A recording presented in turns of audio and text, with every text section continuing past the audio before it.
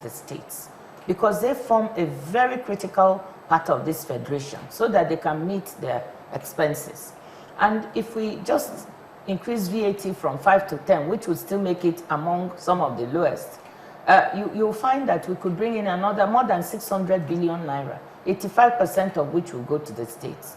That's diversifying the source of revenue. When Nigerians look and say we should get non-oil revenue, this is what other countries do to pull in those revenues. There's obviously this panic in the air because of the drop in oil prices. I recently spoke to former Finance Minister Kalu Idika-Kalu, who said that if the windfall had been properly managed, we wouldn't have been in this panic. When President Obasanjo said our foreign reserves were mismanaged, you released a statement disputing that assertion. Well, so to what exactly was all of that money put? One thing you need to clarify is that the excess crude account is part of the reserves. It's a common mistake that many people make. They take the amount in the excess crude and they add it to reserves, not knowing that it's already included. And that's how they keep ending up with those numbers. So I just simply explained. Now, the 22 billion that was in the excess crude and part of the reserves, from the records, it shows that when the financial crisis hit the country, they quite rightly used it to cushion the economy. And I think this is what Professor Kalu, Dr. Kalu Idika-Kalu is referring to, that if we had had that kind of cushion right now, he's quite right, we would have been in a better position. Now, what happened? Why didn't we have that cushion? I think after the financial crisis, when most of the 22 billion was used to cushion the impact of the crisis and to keep spending at a certain level. And remember, we created this excess crude account in 2004 precisely for that. So we should have continued that policy of saving in the reserves and in the excess crude account and not disputing it. Two things happened. One was falling in oil output, production, what you call a quantity shock due to pipeline vandalization and oil theft, which reduced the amount of oil that was being sold and the resources brought. The second was just the lack of political will to save. Even when we managed to take these reserves, the money in the excess crude account from 4 billion, it had fallen to 4 billion by, I think I started working August 2011. When I came, the amount in the excess crude was 4 billion.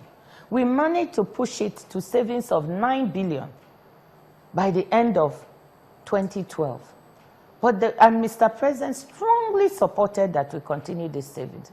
But there was a different view that even that 9 billion, which if we had had that now, we would be in very reasonable shape. I agree with that. That 9 billion, there was pressure by the states that it's raining already. Because you said in your intro that failure to save for the rainy day. Well, we did. But they said it's raining already, we should share it. And that the Constitution requires that this money not be kept, but be shared. As we speak today, there's a case in the court against the federal government brought by the states against saving in the excess crude account. Yes, indeed, I agree with Dr. Kalu Idika-Kalu. If we had even saved that very 9 billion, we would not be in the shape we are today. So I think it is a lesson that we must internalize in the country, even as we diversify our oil sources, that next time we have this opportunity, we must save more. Yes, we must solve the problem of oil output and pipeline vandalization. That is very crucial to even increase the amount that would be there. But whatever it is we're able to put aside, we should put it aside. Now that Nigeria is officially the biggest economy in Africa, my understanding, well, people's understanding that the GDP rebasing is just a technical exercise by the Bureau of Statistics. Why is rebasing being mentioned as an achievement? If GDP rebasing was not important, why does America do it every 1 or 2 years? Since we say that America is a country that works, the UK works, every country works. It's only Nigeria. When Nigeria does something good that other countries do, everybody will belittle it. Why? What rebasing does, it doesn't change the means of your living today, but it tells you what is the size and composition of your economy. You know, Minister, I think that exactly is the problem. Yes. People say, look, my circumstance hasn't changed. Why is this important? But unless you have the information, they want to tap non-oil resources. If we don't know where to go to get that money, with this information, now that we know that our economy is not what we thought. Remember, we thought agriculture was 34% of GDP. Remember, we thought industry was lower. Remember, we thought manufacturing was no longer working. Remember that creative industries was not even in GDP. Remember, telecoms was at 0.7. If we now know that telecoms has grown to 8%, what does that tell you? Can that be a source of non-oil revenue that we can go and tap?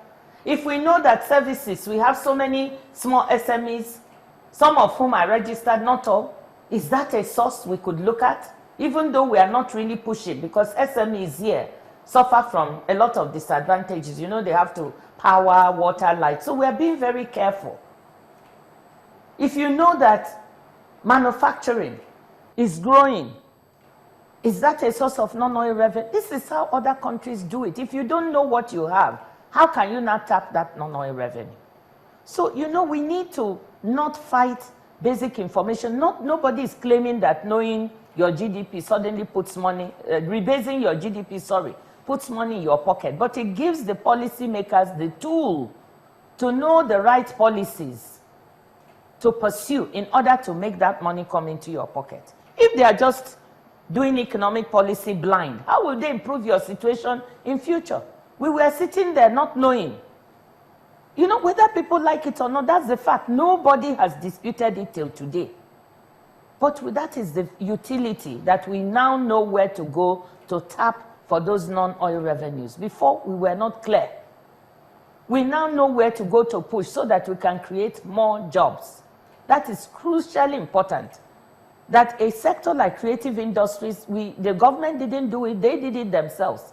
It's now so important. It's created 200,000 direct jobs, 1 million indirect jobs.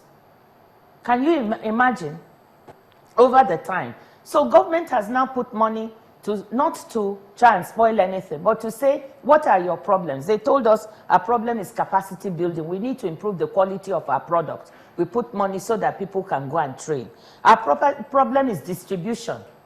We need bigger and better distribution channels. Government is now working with a committee there to see how we can improve distribution. Some of them are suggesting more theaters and so on, like in China. China has just done.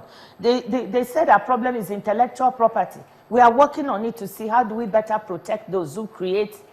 All that will mean that they can employ many more people. If we didn't know the importance of these creative industries, would we be able to do that? So these are some of the basic issues, that it is a policy-driven approach, and it is so important that the US, every 2 years, it rebases.